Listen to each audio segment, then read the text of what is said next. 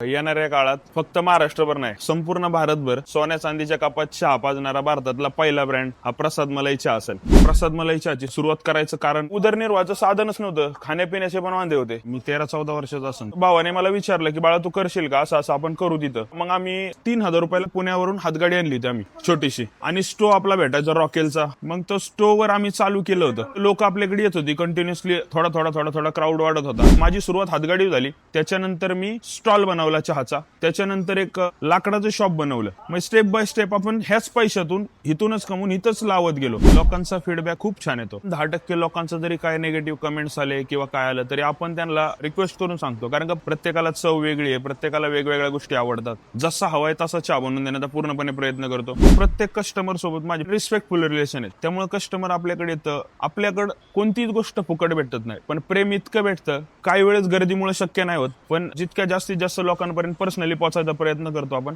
त्यामुळे लोक कॉम्पिटिशन किती असलं तरी आपलं दुकान सोडून कुठंच जात नाही. वर्षातून फक्त 4 दिवस इकडे तिकडे जात असेल, मी कंपल्सरी माझे दिवसातले 15 ते 16 तास या व्यवसायाला देतो. ज्याप्रमाणे लोक स्टारबक्स किंवा कॉफीचे मोठे मोठे ब्रँड आहेत, त्या ब्रँडला जेवढी रिस्पेक्ट आहे, आज 400 रुपये 500 रुपये 1000 रुपयापर्यंत कॉफी आहे. तर मला चहाच्या बिझनेसमध्ये माझं स्वप्न आहे की मला एक दिवस सोन्या चांदीच्या कपामध्ये चहा विकायचा आहे. कारण का लोकांचं कसं आहे, आज चहाकडे बघताना 5-10 रुपये चला चहा पिऊ असं नाही. त्या ब्रँडला मला एक रिस्पेक्ट द्यायची. जर एखाद्या मुलाला बिझनेस करायचा आहे पण तो भीतोय, तर त्यासाठी त्यांनी एखाद्या शॉपमध्ये जो तुला बिझनेस करायचा आहे, आधी तर ठरवलं पाहिजे की तुला करायचंय काय. ते ठरवल्यानंतर त्या बिझनेसच्या रिलेटेड कमीत कमी 3 ते 6 महिने तुम्हाला कंपल्सरी टाइम द्यायचा आहे. आणि ज्यावेळेस तुम्हाला वाटतं ना मी हे करू शकतो, त्यावेळेस तुम्ही मोठी उडी घ्या. पण जोपर्यंत तुमच्यात आत्मविश्वास कमी आहे, सेल्फ कॉन्फिडन्स नाही, तोपर्यंत तुम्ही ते नाही केलं पाहिजे. मला तरी असं वैयक्तिक वाटतं.